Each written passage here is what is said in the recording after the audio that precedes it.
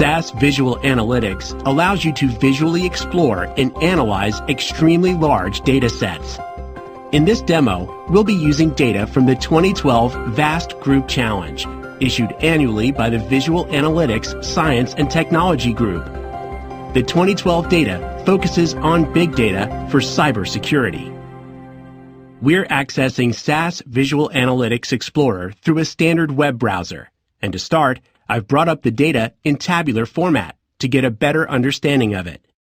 We can see IP addresses with approximately 800,000 nodes, and they map to machine class and function, location, timestamp, policy status, which shows the status of a healthy or compromised system, and the activity flag that shows normal or abnormal behavior, such as a system down for maintenance or when an external device has been added. Even with 1.1 billion rows of data, SAS quickly generates computations on the fly.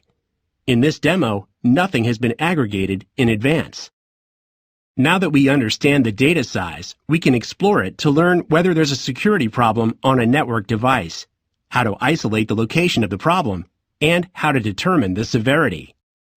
The Auto Chart feature charts the data on the canvas, and SAS Visual Analytics Explorer automatically determines the most appropriate graphic to display and the breakout of the data. We'll select Policy Status and drag and drop it on the canvas. Again, SAS is churning through 1 billion rows of data.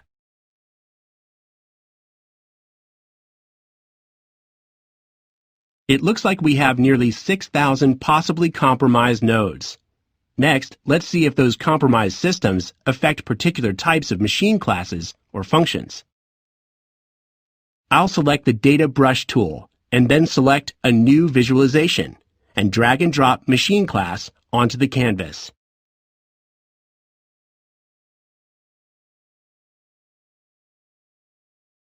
Next, I'll select possible compromises to see how machine class is distributed, and the new distributions are reflected.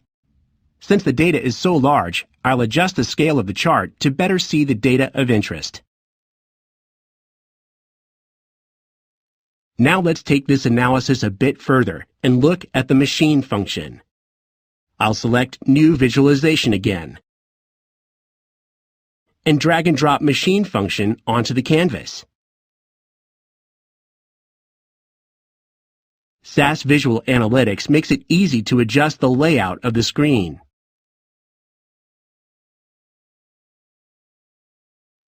Data brushing is still intact, and now I have a breakout of possibly compromised systems based on machine function. Now, instead of working with discrete data elements, I can create a hierarchy.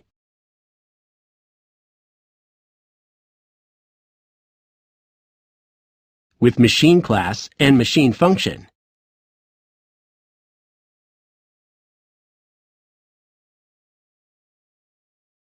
I can replace frequency of machine class with my newly created asset hierarchy.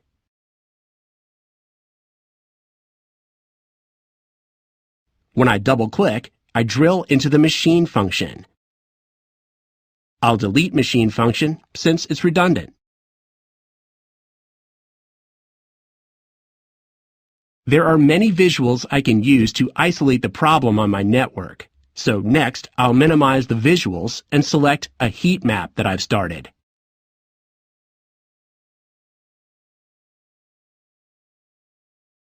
A heat map is extremely useful in working with big data because it provides scatter plots. The many discrete points are pulled together and represented as color-coded boxes. We see the policy status of different network nodes mapped to facility longitude and latitude. And with the highlighted red areas, it's obvious there's a geospatial aspect to the network's health. It's also helpful to see this information on a map, so let's port the data onto a physical map. I'll use an already created geo-hierarchy, which is just like the hierarchy we created before, except we'll be using the physical locations. In this case, business unit and facility. I'll use policy status as bubble size. Now we can see a map that parallels the heat map. Large bubbles represent trouble areas. In this case, the analyst needs to focus on regions 10 and 5. So far, we've determined the security problem and the location on the network. Now we can explore our data further by looking at the affected systems. I'll minimize the visuals and look at the number of affected systems over the last 48 hours. I'll select Health, Time, and Flag Policy of possible affected systems. The chart shows the accelerated rate of infection, and the last data point shows we currently have nearly 6,000 possibly affected systems. Next, I'll run a forecast to determine how bad this problem may become. I'll right-click on the chart and show Forecast.